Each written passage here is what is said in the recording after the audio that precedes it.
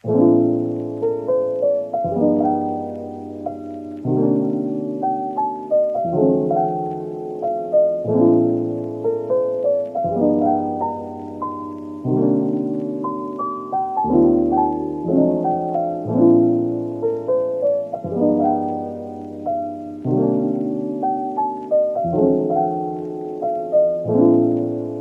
guys, it's Gwen. So today I'll be making a tutorial on how to do a 3D advanced transition tutorial on Alight Motion. Don't forget to like, comment, share and subscribe and turn on the notification button so you won't leave any of my tutorials. Thank you!